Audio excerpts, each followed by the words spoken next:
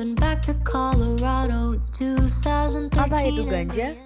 Istilah ganja umumnya mengacu kepada pucuk daun, bunga, dan batang dari tanaman yang dipotong, dikeringkan, dan dicacah dan biasanya dibentuk menjadi rokok. Nama lain untuk tanaman ganja adalah marijuana, grass, weed, pot, tea, marijane, dan produknya hemp, hashish, charas, bang, ganja, daga, dan sinsemilla.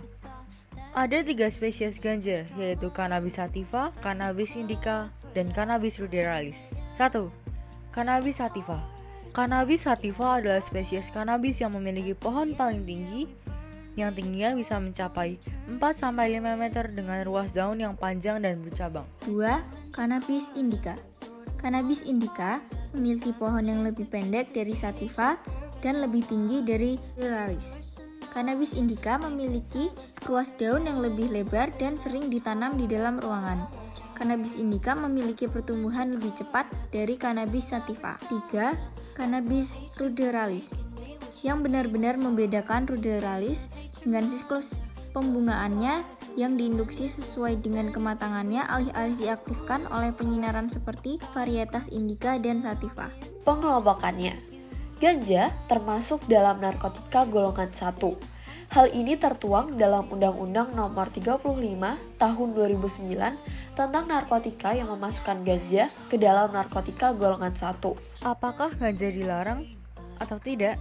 Ganja termasuk narkotika golongan 1 dan narkotika golongan 1 adalah narkotika yang dilarang digunakan untuk kepentingan kesehatan, namun hanya boleh digunakan untuk kepentingan pengembangan ilmu pengetahuan dan teknologi. Ganja memberikan dampak negatif terhadap otak, paru-paru, kesehatan mental, sistem imun, dan sistem peredaran darah. Dampak bagi otak, jika menggunakan ganja terlalu banyak, maka akan mengganggu kemampuan dalam berpikir. Kamu juga bisa mengalami kehilangan memori hingga terhambatnya fungsi otak. Dampak bagi paru-paru, asap yang dihasilkan dari pembakaran ganja juga memiliki kandungan zat penyebab kanker yang jauh lebih tinggi daripada asap rokok biasa. Akibatnya, resiko kanker paru-paru bisa semakin tinggi, terutama jika pemakaian ganja dalam waktu yang lama. Dampak bagi kesehatan mental. Penggunaan ganja yang berlebih bisa mengganggu kesehatan mental. Misalnya, menyebabkan kambuhnya gejala psikosis pada mereka yang mengidap skizofrenia. Ganja membuat seseorang mengalami halusinasi, delusi, meningkatkan rasa cemas, dan serangan panik. Sistem imun. Ganja bisa membuat sistem kekebalan tubuh melemah. Tidak hanya itu, penelitian juga menunjukkan adanya kaitan antara penggunaan ganja dengan meningkatnya risiko terkena penyakit yang melemahkan kekebalan tubuh, seperti HIV atau AIDS. Alhasil, tubuh semakin sulit melawan infeksi.